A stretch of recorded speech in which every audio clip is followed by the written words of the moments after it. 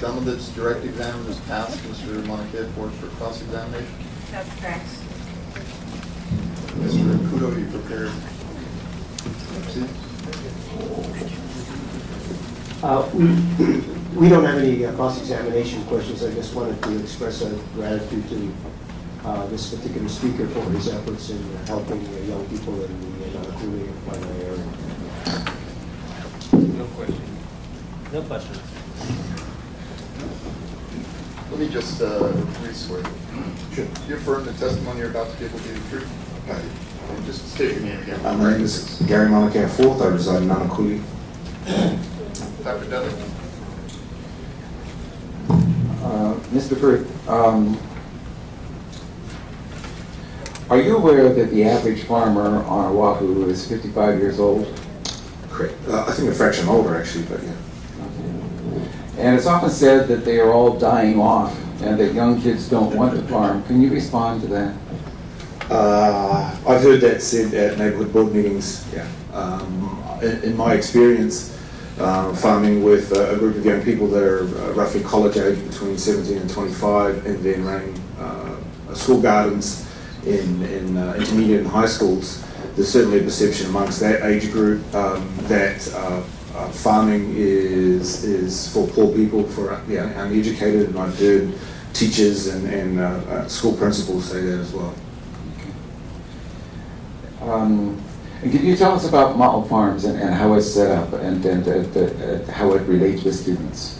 Ma'o Organic Farms is actually a non-profit organization. The parent non-profit is called... Mr. Maka, I'm sorry, I didn't mean to interrupt you, but Dr. Dudley, that came out in detail on Mr. Maka. I just wanted to... Allow me to finish, please. Yeah. That came out in detail on Mr. Maka for's direct testimony. Okay. So please confine your questions to something that's not. Okay, people visiting your farm see young people doing all kinds of things. Can you describe the progression of jobs that a student goes through as they progress through your training? Ma'o's attempted a different business model for agriculture in Hawaii. So young people come to the farm as interns with the intent that they're using agriculture and working on the farm as a gateway to college. So young people that we work with in the high schools through internship programs, paid and unpaid internships, learn about the farm. They come to the farm. They're funded under an internship program to go to college. Most of them in their formative years attend LUC Community College. Currently that's about 32, 33 young people.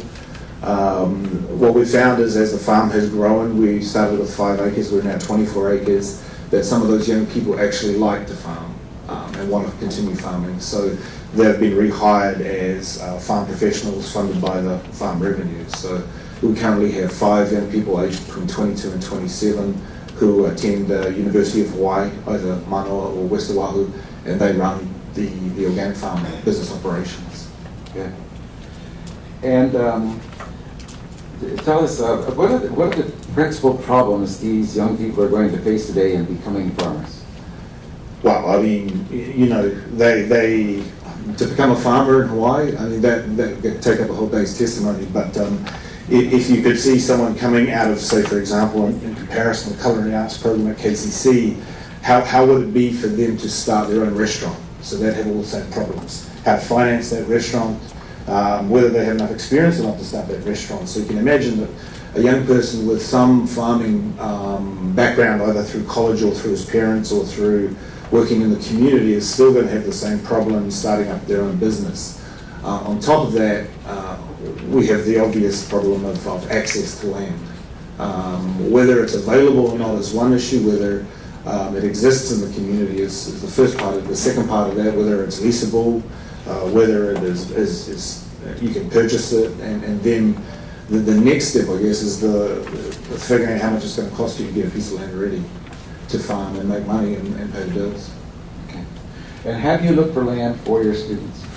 Well, as I explained in the past testimony, I think that we spent 6 years looking for land for the organisation. I think that for young farmers to farm in Hawaii, there needs to be a lot more done in terms of like accessibility to land. So So we've looked in terms of just a general survey of land. In fact, 2 nights ago I was online again looking at pieces of land up in Wahiwara and Wailua.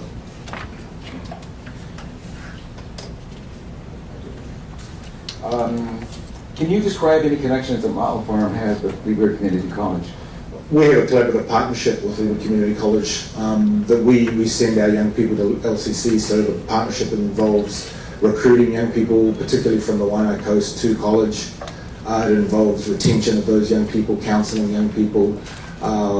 That's about the most of the organisation. We still have to raise the funds to pay the UH system, LCC in this case, to send the kids to college for their tuition.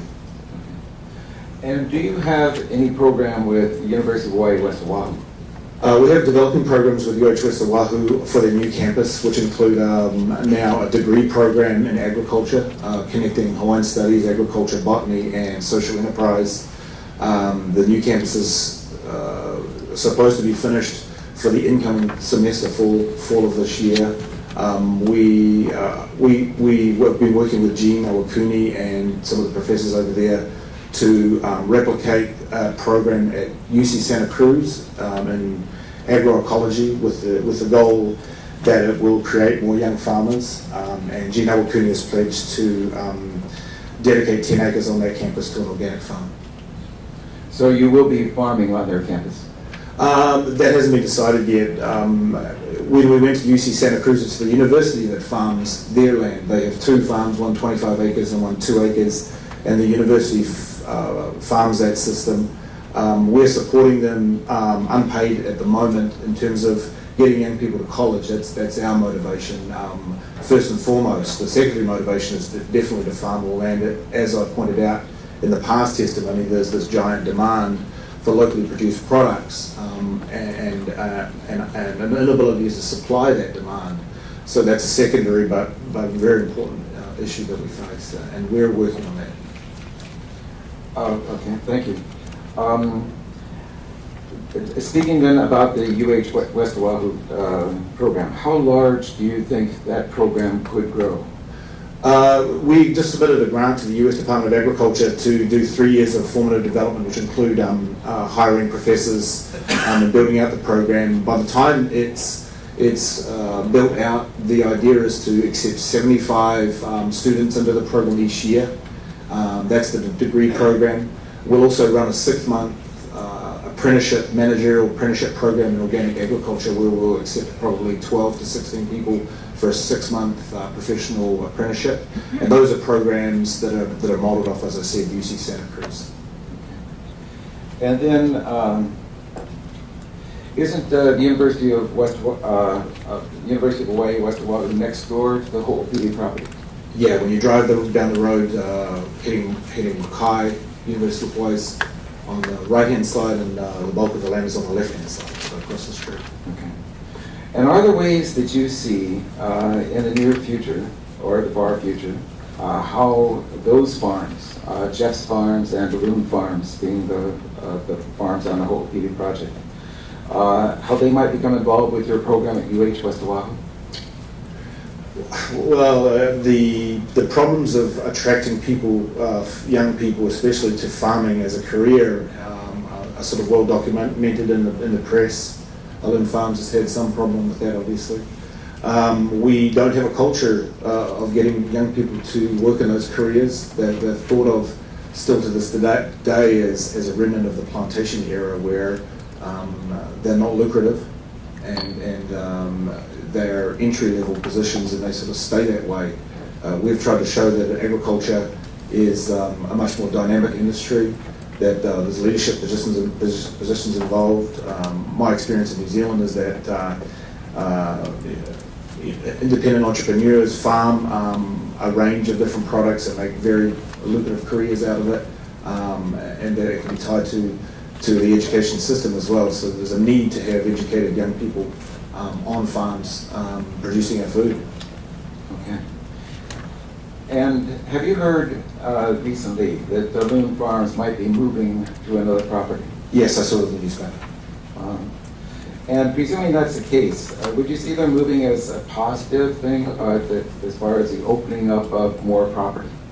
for farming? Yeah, of course. The last paragraph of my testimony says that we don't need less land, we need more land. So whatever 80,000 acres or whatever is available technically in our state right now, we need more land than that. The issue is beyond that as well, though. You know, in our community, we have agriculturally zoned land, but 7,000 acres of that is Lu'ulule Naval Base, which has been under use by the U.S. Navy since the 20s, and that's prime agricultural land. That land sits on that base sits on Lu'ulule vertisol soil. We farm, a mile and a half away from some of the flattest land, nicest land. Okay. I also wanted to ask you, First Lady Michelle Obama visited the Ma'o farms during APEC. Has she come at any other time to visit your farms? She came before Christmas with her children. And does she say anything at all when she's here about farms and what she's there? What is her project all about? Objection. I'm not sure what the relevance of this line of questioning. Dr. Dudley, you're getting a little bit far afield. Okay. Well, I think I'll just wrap in, closing with the First Lady. Mr. Seitz? Well, let me reiterate that question. What is it about Ma'o Farms that would draw the wife of the president and dignitaries from OPEC to go all the way to Waianae to look at your operation? Well, we represent a new business model, I think.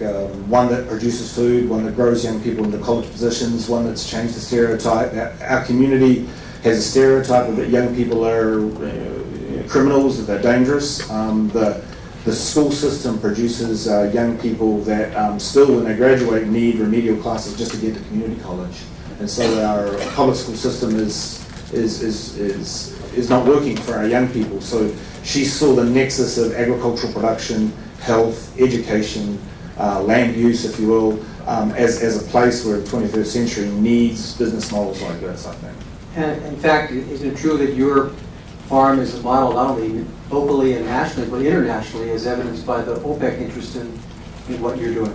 I would agree. We've even had representatives of the Department of Agriculture in China come out to the farm by way of the Harold Castle Foundation. So there's a lot of interest in certainly in sustainable agriculture. The macro situation in agriculture around the world is that we're in peak oil, we've depleted our soils, we're depleting our water, and we have this climate instability. So the 21st century is going to be very, very interesting for agriculture, and so new models will be needed for sure. You farm about 20 acres, is that correct? Yeah, correct. And what are the crops that you produce for the market on those 20 acres? We produce a range of crops, about 30 or 40 different things: salad greens, cooking greens, herbs, fruit and vegetables, taro, bananas, citrus fruits. As many different things as we can to absorb any risk we'd have of someone importing products and us being able to have to compete with a lower price. Where do you sell your produce? Again, to a range of different customers. We sell to a whole bunch of restaurants, right next door, downtown restaurant, through to natural food stores like Whole Foods, then to regular grocery stores like Foodland. We also do direct to customers through Farmers Market and a community-supported agriculture program. Is there a demand for the products that you grow? There's a huge demand. I have emails I've got to answer after this from the Hyatt Regency, from BLT in Waikiki, from the Foodland produce buyer who's trying to get us into the Foodlands. It's enormous. If you had more land, you could produce more products on that land of the same nature that you're currently producing. Would you be able to sell them locally in Hawaii? Absolutely, yes. To what do you account for the change? At least some years ago, people were reluctant to buy local produce, which wasn't as physically attractive, and were buying tomatoes in Safeway that came from Chile and places like that. To what do you currently attribute the desire and the increased support for local products? Well, it's multiple things, I think, coming to sort of a head right now. I think that people are more connected with their food.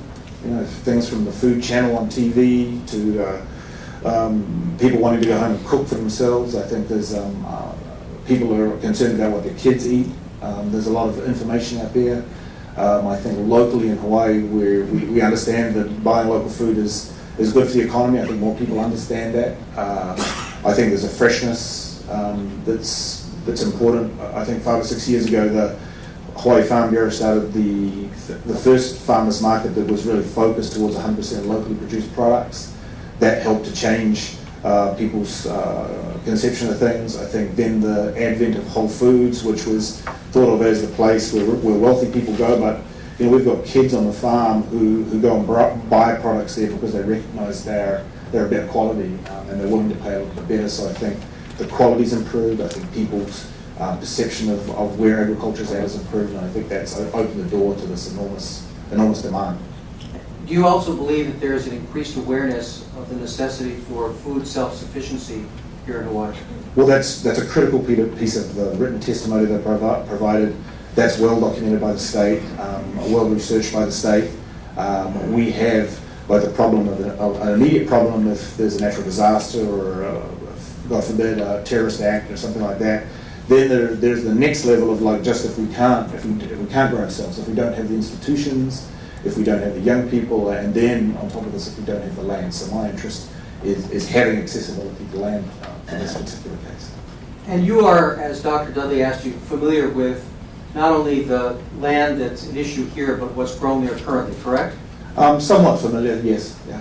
Is there any good reason or justification that you could think of in terms of the concerns and objectives that you testified to this morning for taking that land out of cultivation? It makes no sense to me.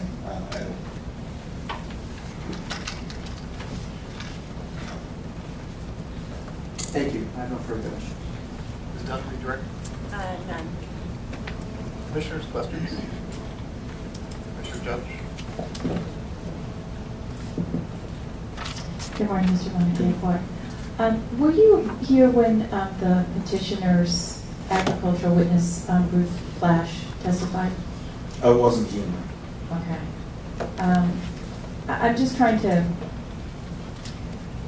understand. He was telling us a little bit about what his version of the future of agriculture, and he was talking a lot about hydroponics and greenhouse farming and how there was a huge trend toward that, and in the future that perhaps you could do farming anywhere. It didn't really require agricultural land. And then I hear you saying that even the 70,000 or however many acres the state claims to have, that's not enough land to have a successful future in agriculture. And I'm trying to, could you kind of talk about that, what you see, the hydroponics, the future of hydroponics, and are you looking at that at all? Well, directly to answer that question, no, we're not looking at that right now. As we're soil farmers, we farm soil. But I think the first part of that question really means delving back into our history, which is one of industrial agriculture, where everything was imported, fertilizer, labour, everything, and so everything was exported. So that's the industrial model. Any byproducts, whether it's waste or whatever, is dealt with as cheaply as possible, and that's the industrial model. I think the 21st century, there's a need, as I said, for the macro problems in the global environment to develop different models. And I think in Hawaii, what we've been doing is we've been farming like we're a continent, and we need to farm like we're an island. And so that, to me, means that we have to do that by closing agricultural cycles. So the system would be developed where when we produce waste, that is recycled back into the system.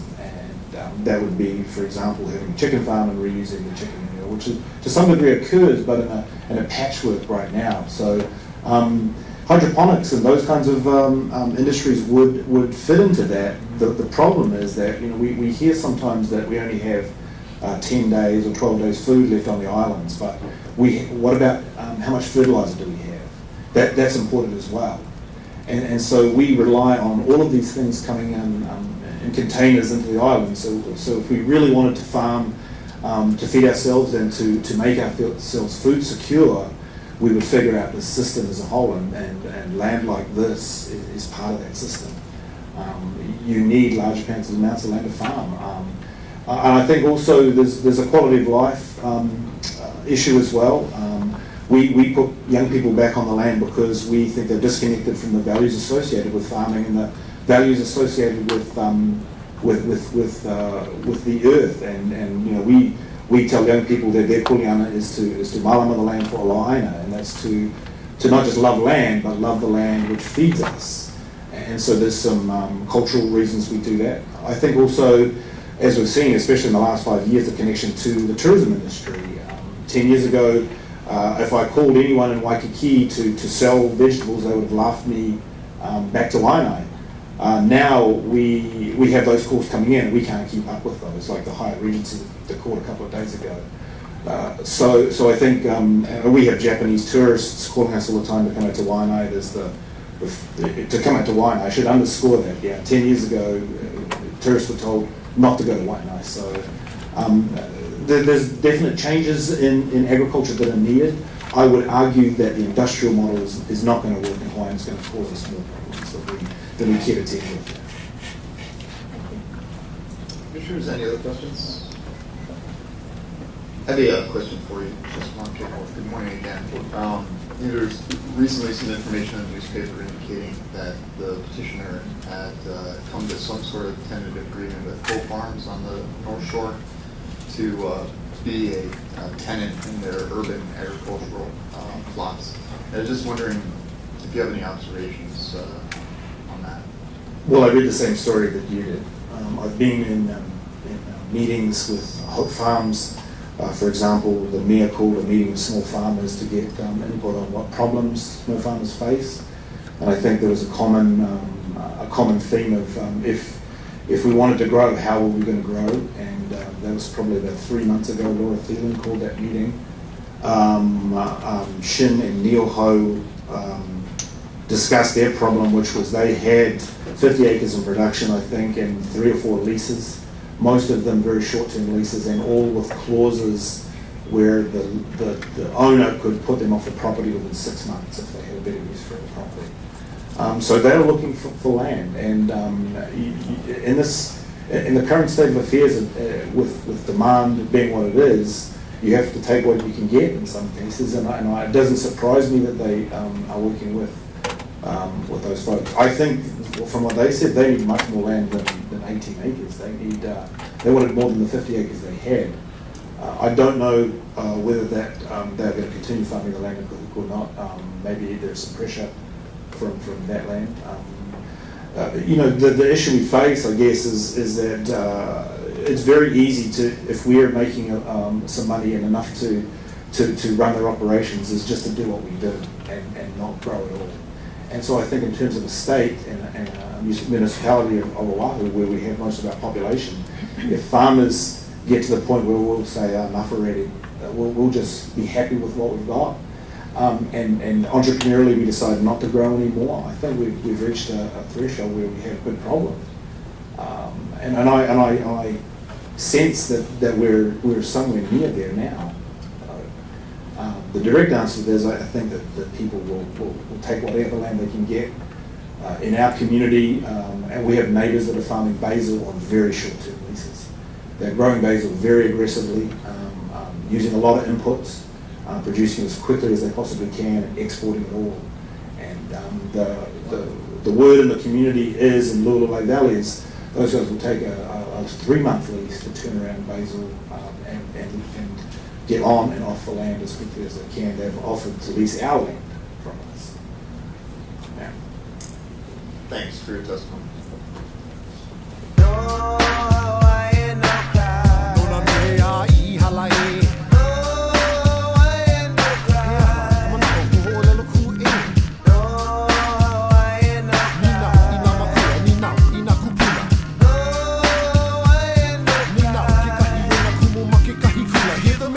Music and you cannot handle, and then you wanna shut us up so you start screaming scandal. You say we're fighting for no reason and that we only fail. If intelligence is a crime, then I belong in jail.